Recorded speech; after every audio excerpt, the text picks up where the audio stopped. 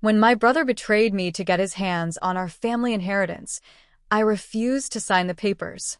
He and his wife then forced me into the basement, threatened to leave me there until I changed my mind, and laughed as I begged for mercy. I stared at the door, fuming. You won't get away with this. But what he didn't expect was my silent revenge that started the moment he locked the door. My name's Eli. I'm 52. I've lived in the same house just outside Toledo, Ohio, for most of my life. My parents bought it in '69 when the neighborhood was still mostly farmland and dirt roads. It wasn't a fancy house, just a sturdy old two-story with a finished basement, a small backyard, and decades of memories in every wall. I never moved out. Not because I was a failure or lazy like people love to assume, but because I stayed to take care of my parents when they got sick. Dad had his first stroke in 2013, and after that, it all went downhill. Mom did what she could, but when her cancer came back in 2017, it was up to me. I was working nights doing maintenance at the local high school, helping them during the day, sleeping whenever I could. My younger brother, Derek? He left when he was 23. He always wanted out. Moved to Columbus. Started calling himself Derek, with 2 R's like that somehow made him more successful. He worked some job in marketing and married this woman, Tanya. She always looked at me like I was something stuck to her shoe. When our parents passed, first Dad, then Mom about a year later, I was devastated. Not just because they were gone, but because I didn't know what life looked like without them. They were my world. Derek showed up to the funeral wearing sunglasses, barely said anything. Tanya just scrolled on her phone the whole time. The will was simple. Everything split 50/50ths. The house, the savings, a couple of old stocks. That was it. But I had poured years of my life into taking care of that home. I cleaned out the gutters, patched the roof, painted every damn wall in that place. Derek hadn't set foot in it in over a decade. So when he came to me a week after the funeral and said, "Look, Eli, let's make this easy. Just sign the house over to me. I'll give you a decent chunk of the inheritance and you can move on," I stared at him like he'd lost his mind. I said no. And not just no, I told him exactly what I thought of him. That he hadn't earned a damn thing.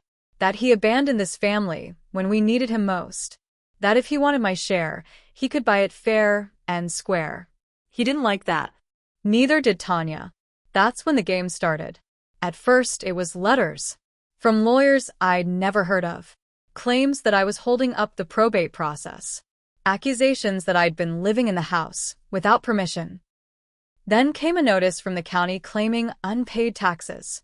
I went down there myself and got it cleared up, but someone had filed something under my name. It was all fake, but stressful as hell. Then the neighbors started acting strange. The lady next door, who used to bring over soup when Mom was sick, stopped talking to me. I found out later Derek told them I was going off the rails.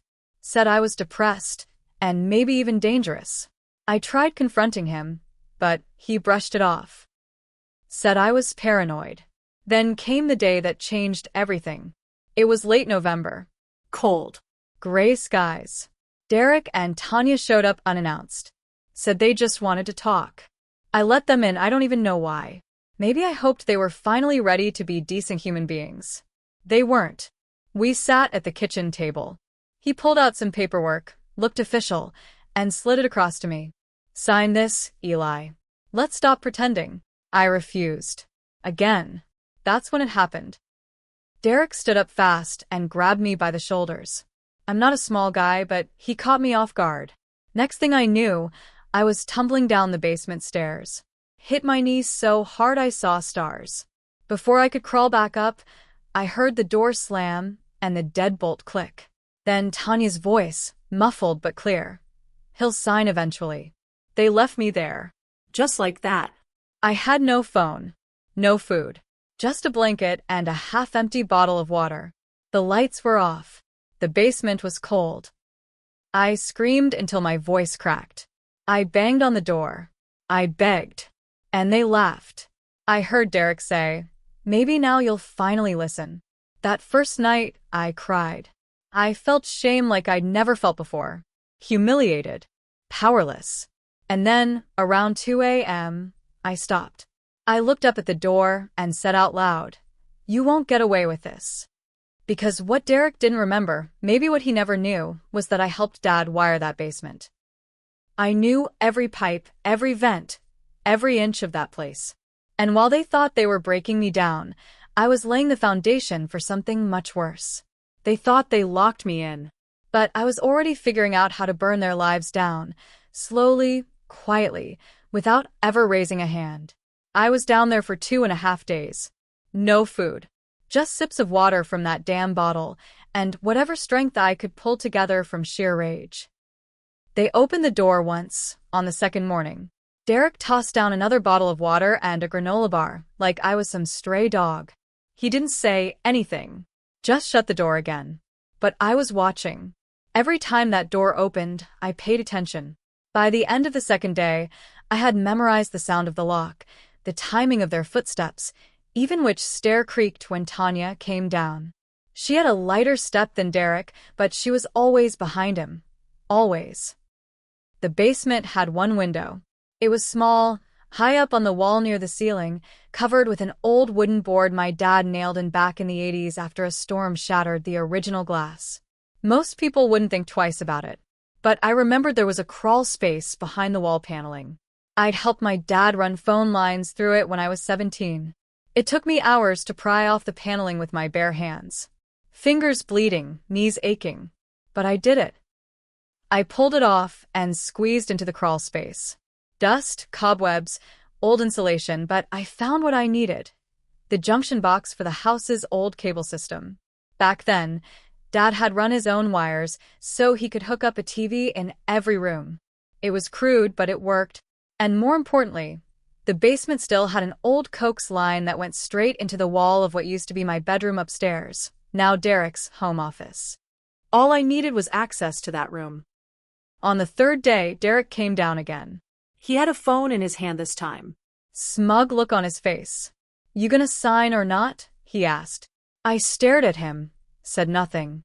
Tanya stood behind him, arms crossed. "You're being dramatic, Eli. Just get it over with. We have plans for this house." That word, we, sent something sharp through me. We? This wasn't just Derek's betrayal. She was part of it. Maybe even the brain behind it. I told him I'd think about it. He smirked. Good. Maybe you're finally coming to your senses. When they left, I worked fast. I used the coax line to run a makeshift antenna from the basement to my old computer monitor, which was still down there under a tarp. I had salvaged a cheap USB camera months ago for a project with the school before I retired. Hooked it up. A live feed, one way, straight through the old cable line. It worked. By that night, I was watching them from the basement, through my own setup. Watching Derek pace in my old bedroom, listening to phone calls about selling the house, hearing Tanya laugh about how easy it was to manipulate me. That was the breaking point. They were planning to fake my signature. She had the paperwork, forged half of it already. They even joked about how a few days of Eli locked up will make him say yes to anything. That was when I stopped thinking about justice. This was going to be revenge. First, I waited for them to leave one afternoon. Tanya went to the salon. Derek headed to some meeting in town. I knew the timing because I was watching. As soon as they were both gone, I took the metal pipe from an old treadmill, broke the basement window board with one hit, and crawled out. I didn't run. I didn't call the cops. I didn't go to a neighbor. I went back in through the garage. They'd left the side door unlocked, and straight into Derek's office. I grabbed everything. Documents, his laptop, the fake will paperwork, and the flash drive he stupidly left in the USB port. Then I left. Quietly. Like a ghost. I went straight to a lawyer. Not just any lawyer, the one Mom used to handle the will. The next week was a blur. I moved into a motel. Paid cash. Stayed quiet. I let them think I was still in that basement. The lawyer helped me file for emergency injunction on the house title, submitted evidence of fraud, and contacted law enforcement. I had voice recordings, video footage, and proof they'd faked documents. But I wasn't done. I sent Derek and Tanya a letter. No return address. Just one line. "You locked the wrong man in that basement." They panicked. I watched from across the street 2 days later as they left the house with boxes, arguing loudly in the driveway. The sheriff showed up that afternoon with court papers. It was only the beginning.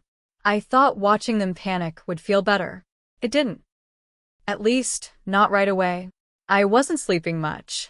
Too many years of holding everything in, of being the one who stayed behind, did the work, kept quiet while people like Derek got everything handed to them. But as the silence in my motel room settled each night, something else crept in: resolve. I wasn't just going to stop them. I was going to bury them. The day the sheriff served the papers, I stayed parked down the street in a rental car. Watched as Derek and Tanya scrambled to grab whatever they could. Boxes, suitcases, even that gaudy painting she bought for the living room. It wasn't an eviction, not yet. But they knew what was coming. The court had frozen the sale of the house. An emergency hearing was scheduled. My lawyer told me the judge took the case seriously, especially with the fake documents and video proof. But the twist came a few days later. A knock on the motel room door. It was Tanya. She looked thinner. Pale. Nervous.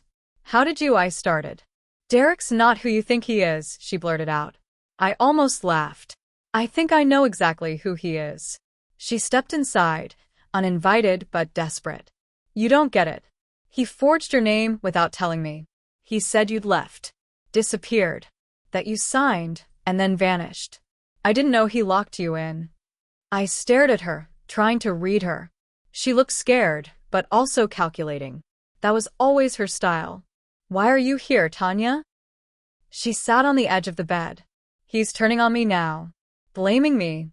Said it was my idea. But I never told him to do that. I just wanted what was fair." "Fair," I said, voice low. "You stood over me while I begged to be let out." She looked down. "I didn't stop him." "I know. But you don't know what he's capable of." I stood up, slowly. "I do now." That night, I thought about it. Tanya wasn't innocent, but maybe she didn't know the full extent of what Derek was planning. Maybe she was just selfish, not evil. Either way, I knew I could use her.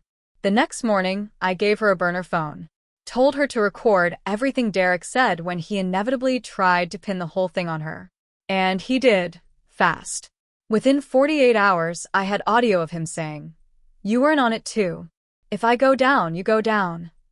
That wasn't even the worst part. Through Tanya, I found out something else. Derek had drained our mother's private bank account months before she died. One of the small savings she never told me about, probably meant for end-of-life care. Over $40,000 gone. Taken when she could barely stand, when I was the one cleaning her bedpan and giving her morphine at night. He forged her signature too. That changed everything. I filed a criminal complaint. Bank fraud. Elder abuse. Identity theft. It moved fast once the bank confirmed the signatures were faked and that Derek accessed her account using online credentials set up in her name. But with his phone number. I handed them the flash drive, the voice recordings, everything. Derek was arrested less than a week later. Tanya flipped entirely. Testified in exchange for immunity. She gave them texts, emails, recordings. She said, "He told me Eli would give up eventually. That if he didn't, we could make him." It wasn't just about the house anymore.